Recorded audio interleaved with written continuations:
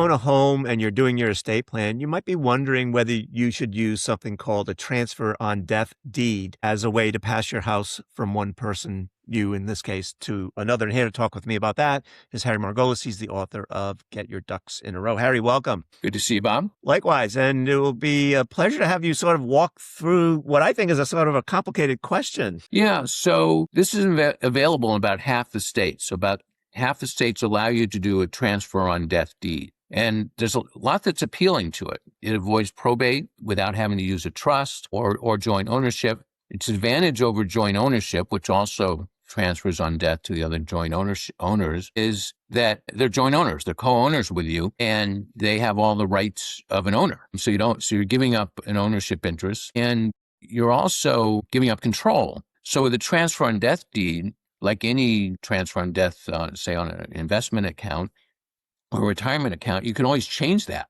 But if you already name someone as a co-owner, you can't change it. So it's flexible, it works easily, but it's only available in about half the states. In other states, people sometimes use life estates, which is also a deed where you say who's going to receive your house when you die. But they do actually have an ownership interest in the house. So again, you can't change that, or you can't sell it. You can't change it without their cooperation. You can't sell the house without their cooperation. So it's giving up control, even though you maintain the right to live there for the rest of your life. That isn't true with a transfer on death deed. Now, there are a few states that allow enhanced life estate deeds, sometimes called ladybird deeds, where you can create a life estate, but retain in the deed the right to change it.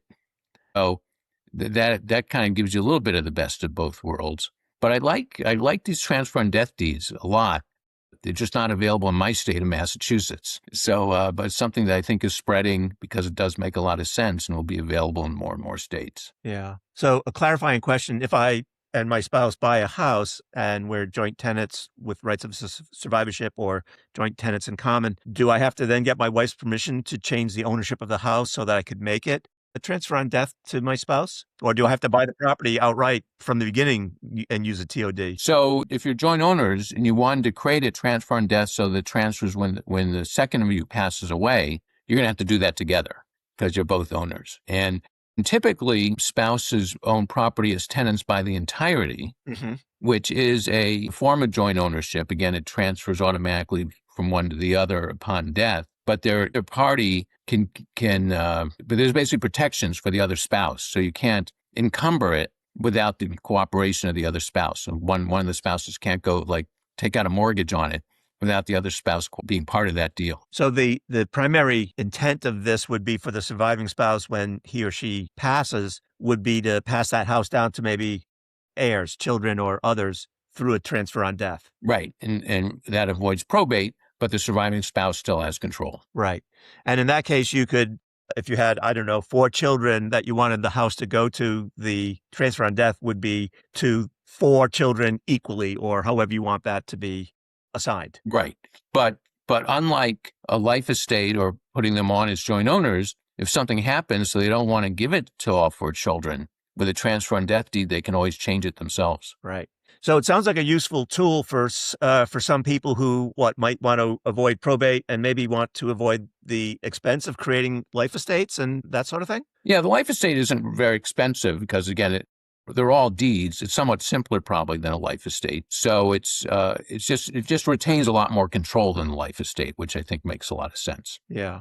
So for anyone who's sort of weighing which options to choose, obviously maybe seeing an estate planning attorney can help them weigh the pros and cons of these different strategies and tactics. Yeah, that's right. Well, first of all, they'll let you know whether you can have a transfer on death deed in your state, though a Google search will probably do the same. But you can also talk with them about other options. Does it make sense to have a trust of some sort?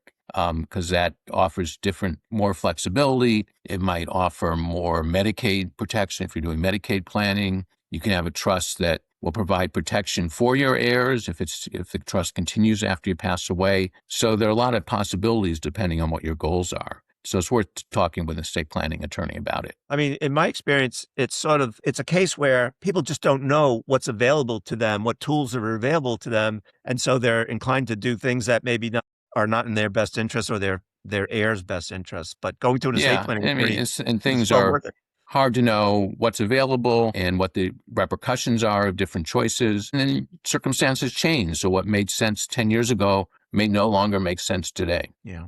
Harry, as always, a pleasure chatting with you and having you share your knowledge and wisdom with us. Greatly appreciate it. Thank you. I always enjoy it, Bob.